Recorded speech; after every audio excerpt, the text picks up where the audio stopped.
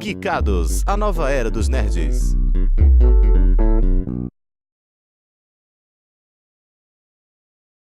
Como? Assim, pelo menos no meu ponto de vista, uma das áreas do mercado geek que tem crescendo bastante é a área da internet. Muito blog, vlog, Twitter, Tumblr também, que é um tipo de formato de blog. E o pessoal tem conseguido uma grana boa, assim, fazendo esse trabalho. Tanto de postar conteúdo próprio, como reblogar conteúdo de outras pessoas. Tá?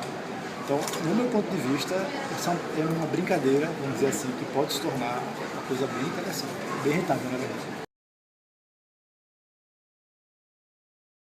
E muito assim, tem um mercado que está crescendo aqui em Recife, que é aqui até no Portugal, na César, que é o pessoal que trabalha fazendo jogos para aplicativo celular, jogos de celular, jogos para Android, para iOS, e que vem crescendo muito. Tem uma pessoa que começou como tipo, brincando em casa, vou produzir um joguinho aqui no computador, hoje em dia ganha uma grana bem legal mesmo. Porque você trabalhando com jogos, você pode trabalhar tanto na parte de programação, na parte de arte, na parte de divulgação, na parte de conversão para os formatos e tal. Então, varia muito. Você pode receber o salário base de 1.500 até, e tem um limite para isso, meu amigo.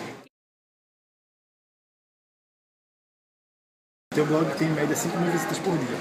Já é um pouco legal, assim, dá pra trabalhar bem. Aí com isso aí o pessoal vê de alguma empresa, enfim.